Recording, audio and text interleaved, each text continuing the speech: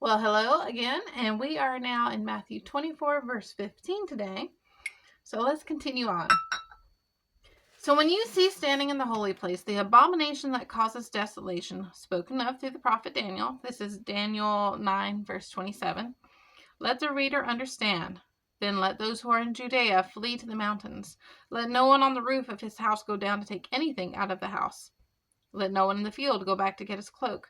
How dreadful it will be in those days for pregnant women and nursing mothers. Pray that your flight will not take place in winter or on the Sabbath, for then there will be great distress, unequaled from the beginning of the world until now, and never to be equaled again. If those days had not been cut short, no one would survive. But for the sake of the elect, those days will be shortened. At that time, if anyone says to you, "Look, here's the Christ," or "There he is," do not believe it. For false Christs and false prophets will appear and perform great signs and miracles to deceive even the elect, if that were possible. See, I have told you ahead of time. Okay, so Jesus is still preparing his disciples and understanding what is to come in the end times. Now, are they the ones that are actually going to see the end of the world? No, they aren't. But they did see major persecution. The whole church was persecuted. All the Christians, many of the Christians were killed in horrific ways, actually. We know that Peter was hung, or I think we talked about this, not hung, crucified upside down. They were going to crucify him the way his Christ was, but he said, no, I don't want to, I'm not worthy. So he was hung. I keep saying hung. He was crucified upside down. And John, we've talked about several of these different ones. John was attempted to be boiled in oil, but in a vat of oil, but he survived that because God protected him. And then he was sent to the island of Patmos, and that's where he had the revelation, and that's what he wrote down. So there was, and then you also had those that were killed by beasts. So we've talked about some of these things already, and that's what was to come in their generation, in their time. There was a lot of horrible persecution that was to come upon them, but it was also prediction of other years of more persecution and horrific things that would take place, like the Holocaust. But when he's talking about in the very beginning, this reference to Daniel, the abomination that causes desolation, we know that there was actually two historical events. One that was done, let me see, in 168 BC, and I'm not going to pronounce this probably right, Antiochus Epiphanes, he sacrificed a pig to Zeus in the temple, at the temple altar. And so that was very much an abomination. And that is very similar to that is what many believe will probably take place again, which obviously you have to have a temple to do that in. So that is one thing. Also, Emperor Gaius attempted to set up an idol for himself in the temple, but was dissuaded by Herod Agrippa. So there are some historical times that there was a possibility of either possible or did happen, an abomination that caused desolation because, again, the temple was destroyed. There, because there was two temples. So, and at that time, the Jews ran to Pella. It was right after the one in 168. They ran to Pella. That is a high mountain. That was where they went for safety. So there is another, that was an example of what took place then. It doesn't mean it's not going to happen. Remember, we also talked about there's prophecies that have dual times, just like the one with Jesus. I think it was in Matthew 2 or 3 that the prophecy was spoken of the virgin giving birth. We know that it also did happen right after, I think it was Ezekiel that prophesied it. And it was also telling a prophetic word, or maybe it was Isaiah, prophesying again about Jesus's birth. So sometimes there's more than one instance of it happening because there's kind of a repetition and a precursor, a mirror, a telling of this is an example of what's happened, so you can know what's to come and you can know what to look for. That is the mercy and grace of God, is that he gives us these examples so we can be prepared and we get ourselves right and we're ready to be able to withstand some of the things that will to come. And when we're prepared, and we can make sure we're not one of the ones that are left. So then he continues on, of course, to go run to Judea, to flee to the mountains. Those who are in Judea flee to the mountains.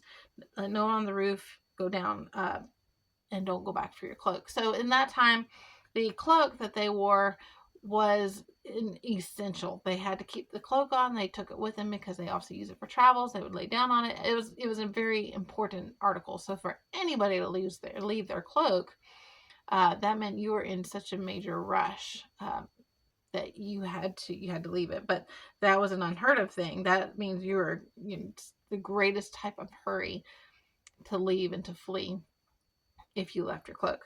So that's the type of thing he's saying is going to be, this tribulation is going to be so horrific. And the moment that this abomination of desolation happens, get out of there, get to the mountains, get safe. Don't even go back for anything. Don't try to save property. Don't try to get provisions. Leave it and run. And this is something that is to come. This isn't just something that happened in the past. This is what's to come in the end times.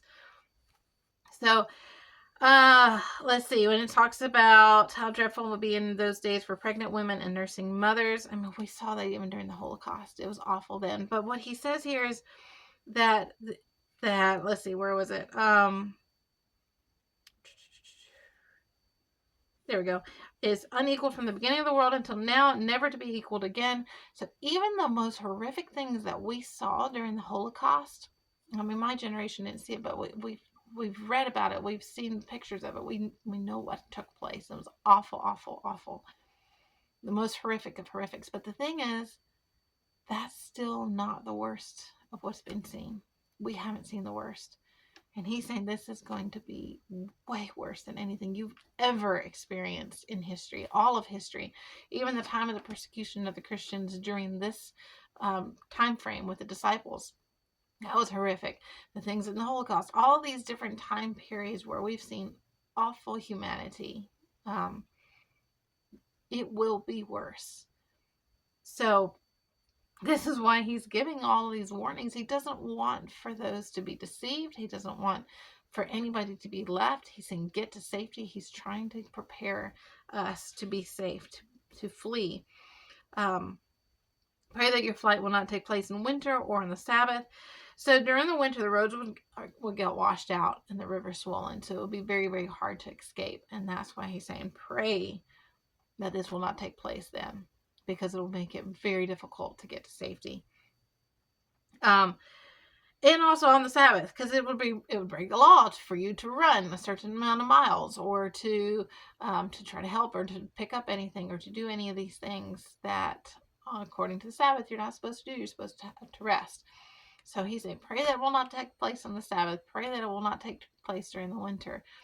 And he's actually telling us to pray about these things, which means we can change the timing. We can change whether it does take place on the Sabbath. We can pray that it won't take place in the winter.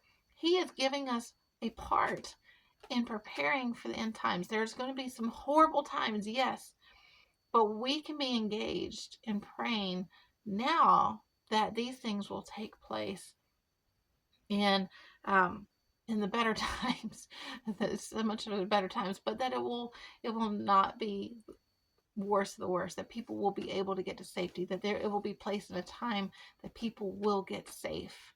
And we can pray for that. That's the incredible thing, is that he wants us to partner with him in being able to protect people during these end times. And that just amazes me that he allows us to be a part of that. For then there'll be great distress. We talked about that. Look, here's the Christ. Skipping on.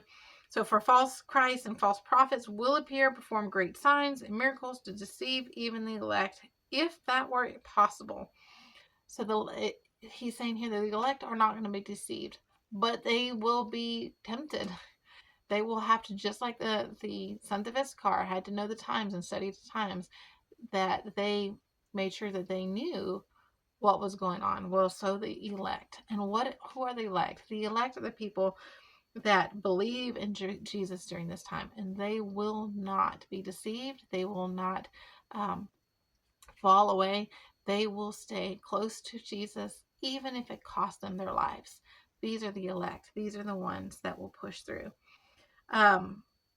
Okay, so let's pick up tomorrow in verse 26, and we will continue as Jesus. So this part, he's just kind of giving warnings about what is the time, what's going on around this time, what's going to be taking place at the end.